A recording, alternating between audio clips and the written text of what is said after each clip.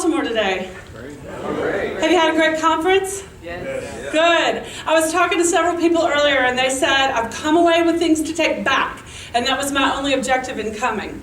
So in walking in the room today, how many of you have the perfect board? How many of you look at them and say, they are working at their level of potential? How many of you look at them and think you have really tapped something in them and motivated them in a powerful way? Well, if not, you're in the right place today, because we're going to talk about all those things. And when we look out across the industry, whether you come from healthcare or education, social services, whatever your work may be, your colleagues say that they're not satisfied with the performance of their board. They say something is lacking there. We're failing to gain traction. We're failing to avail ourselves of the opportunity that is there. And so with that, we've got to figure out, how are we going to go to a new place? It's one of those interesting chicken and egg phenomenons that those who spend more time on their boards are happier with their boards.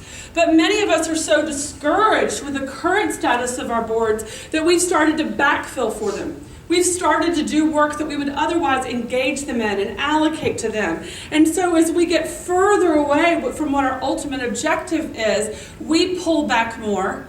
The situation gets worse, and it becomes a self-fulfilling prophecy.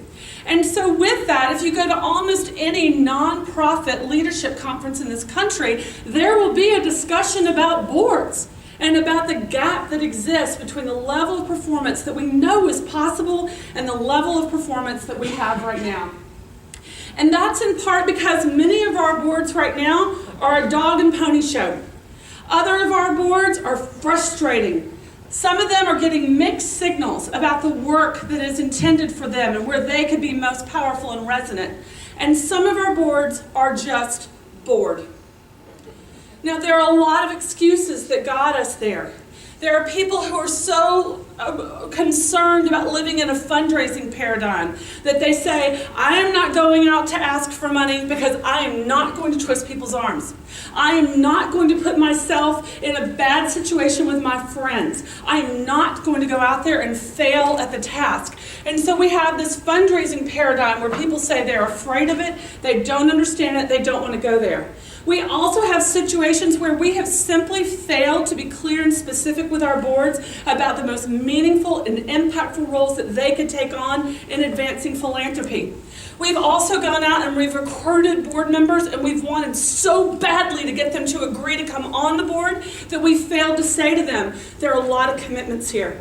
There are a lot of things you're going to need to do. We really need you to step up. Instead, we've just said, oh, please come. We don't meet too often. We won't ask you to do too much. And when they say, I will not raise money, we say, don't worry, you won't have to do much of that. And so again, we end up with a self-fulfilling prophecy. And it's taken us all to a place that we're just not as satisfied as we could be. But what we know is there's no value to having a board if the board does not add value. That the reason for having a board is because of the power of the connectivity they bring, the power of the passion that they have, and the ways that they can really propel your organizational mission forward. When we work hard on our boards and give them a point of engagement, they can take us places we could never go alone. And so we've got to put ourselves in a position where we can capture that value and we can really integrate them into the fabric of the organization. And in part, it's because we know of the differences in performance that exist. One study looked at something as simple as opening the door, just securing that initial meeting. And what they found was board members are 4 times more effective than our staff. In fact, if a board member calls 9 out of 10 times, someone will agree to the meeting. Whereas if a staff person calls 2 out of 10 times, they will agree to the meeting. Now we all know before you get a major gift, you must first get a meeting, because you've got to go sit face to face with somebody. Talk to them about their values, what they believe in, how they want to be involved. So if you can't secure the meeting, you're stopped right there. But then you look at when you have gotten in the door, and you had a chance to talk to people about what they believe in, the impact they want to make on the world. When a board member is materially involved in the cultivation and solicitation of donors, the gift size is 5 times larger. Think about that huge difference in performance with just those 2 metrics, and it goes beyond that. So if we were able to capture the attention of our boards, to motivate, engage them, and to deploy them out to do good, we could open the door more often and we could close much more larger gifts.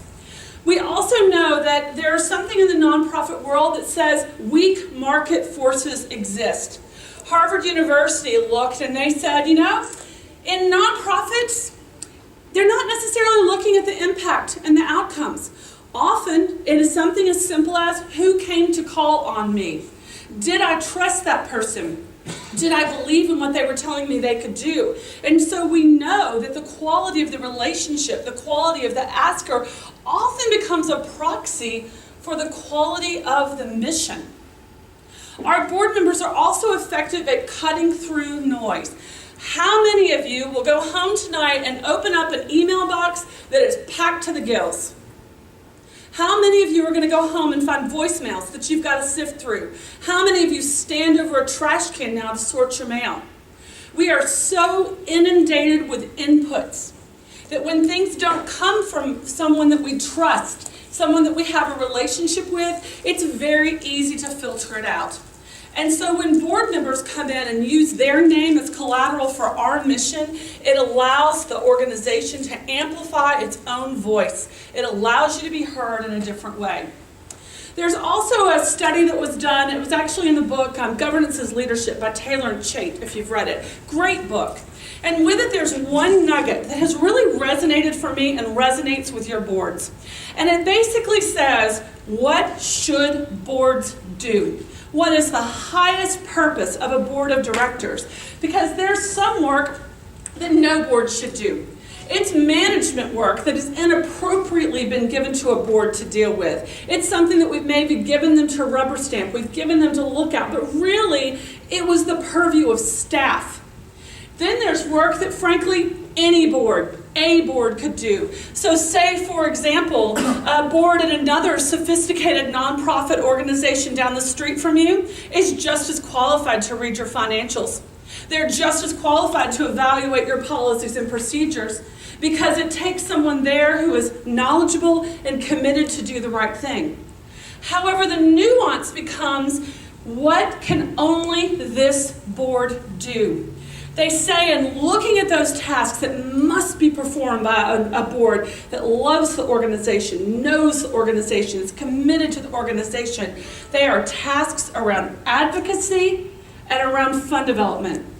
Because they've got to go out and say, this is the case. This is why you should come along with me. This is why you would want to be part of this.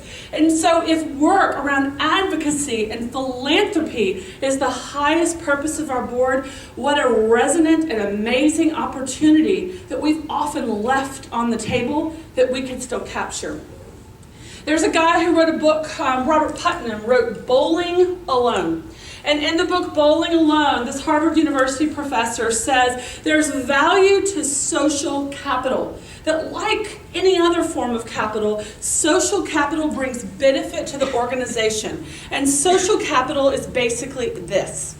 It is the value that is created by the relationships you've built, by demonstrated success and partnerships people have had with you before. It basically means that someone has trust when they're working with you. And he says it becomes social WD-40 to kind of smooth relationships and make things work better. And it also becomes social superglue to bind people to each other and to bring them into partnership. And he says when you have a board member, an advocate, an ally who will bring their social capital to the endeavor, again, you've facilitated relationships that were otherwise outside of your grasp. So if we think about that and taking social capital, we look at the way that we've engaged our boards right now, and many of us are engaging boards like you see the top of an iceberg. We've just tapped the surface. We may be involving them, but maybe not in meaningful ways. We may be involving them in meaningful tasks, but there are other things that if they'd been given the opportunity to do, they would have done more effectively.